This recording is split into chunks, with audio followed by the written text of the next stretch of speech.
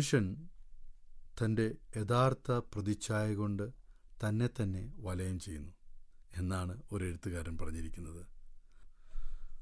നാം അഭിമുഖീകരിക്കുന്ന ജീവിത അനുഭവങ്ങളാകുന്ന കണ്ണാടിയിൽ നമ്മെ തന്നെ പ്രതിഫലിപ്പിക്കുന്നു എന്നാണ് അതിൻ്റെ അർത്ഥം. നാം ആരാണ്, നാം എങ്ങനെയുള്ളവരാണ് എന്നറിയണമെങ്കിൽ ആ കണ്ണാടിയിൽ ഒന്ന് നോക്കിയാൽ മതി. നാം പ്രതിസന്ധിയിലൂടെ കടന്നു പോകുമ്പോൾ നമ്മുടെ മുഖഭാവങ്ങളിൽ അത് തിരിച്ചറിയുവാൻ സാധിക്കുന്നു. മുഖം മനസ്സിൻ്റെ കണ്ണാടിയാണ് എന്നാണല്ലോ പറയുന്നത്. നമ്മുടെ ജീവിതത്തിൽ നാം എപ്പോഴും ഭയത്തിന് അടിമകളാണെങ്കിൽ ദൈവത്തെ നമ്മൾ നമ്മുടെ കൂടെ കൂട്ടുന്നില്ല എന്നാണ് പറയുന്നത്. നാം ഏതൊന്നിനെ ഭയപ്പെടുന്നോ നാം അതിന് അടിമകളായി തീരുന്നു. നമ്മുടെ ചിന്തകളും വിശ്വാസവുമാണ് നമ്മുടെ ജീവിതത്തെ ആകെ രൂപപ്പെടുത്തുന്നത്. ദൈവത്തിലുള്ള പതറാത്ത വിശ്വാസത്തിൽ നിന്നുളവാകുന്ന ആത്മീയ ശക്തിയുള്ളവർക്ക് മാത്രമേ ഭയത്തെ അതിജീവിക്കുവാൻ സാധിക്കൂ. ജീവിതത്തിൽ ധീരരായി ജീവിച്ചിരുന്ന പല ആളുകളുണ്ട്. പ്രതിസന്ധികളെ അതിജീവിച്ചത് അവരുടെ ശക്തി കൊണ്ടല്ല, മറിച്ച് ദൈവത്തിൽ ആശ്രയിച്ചതുകൊണ്ടാണ്.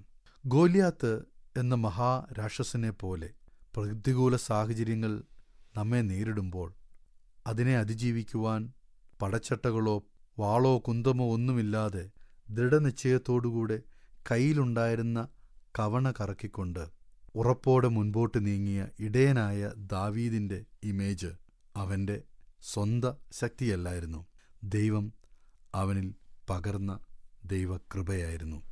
നമ്മുടെ ജീവിതത്തിലെ പ്രതികൂല സാഹചര്യങ്ങളാകുന്ന മഹാരാക്ഷസന്മാരെ അഭിമുഖീകരിക്കുവാൻ സാധിക്കാതെ ഭയപരവശരായി തീരുന്നതിൻ്റെ കാരണം ദൈവത്തെ നാം നമ്മുടെ ജീവിതത്തിൽ നിന്നും മാറ്റിക്കളഞ്ഞിരിക്കുന്നു എന്നുള്ളതുകൊണ്ടാണ്.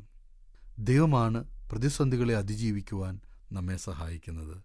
ഓരോ മനുഷ്യനും സൃഷ്ടിക്കപ്പെട്ടത് ദൈവത്തിൻ്റെ രൂപത്തിലും സാദൃശ്യത്തിലുമാണ്. അങ്ങനെയെങ്കിൽ ദൈവമാണ് നമ്മെ സഹായിക്കുന്നത്. ഭയപ്പെടേണ്ട, ഞാൻ നിന്നോട് കൂടെയുണ്ട്. ഭ്രമിച്ചു നോക്കേണ്ട, ഞാൻ നിന്റെ ദൈവമാകുന്നു എന്ന് ദൈവം നമ്മോട് കൽപ്പിച്ചിട്ടുണ്ട്. അങ്ങനെയെങ്കിൽ പ്രതിസന്ധികളെ അതിജീവിക്കുവാൻ ഞാൻ നിനക്ക് മുമ്പായി പോയി നിന്റെ ദുർഘടങ്ങളെ നിരപ്പാക്കും.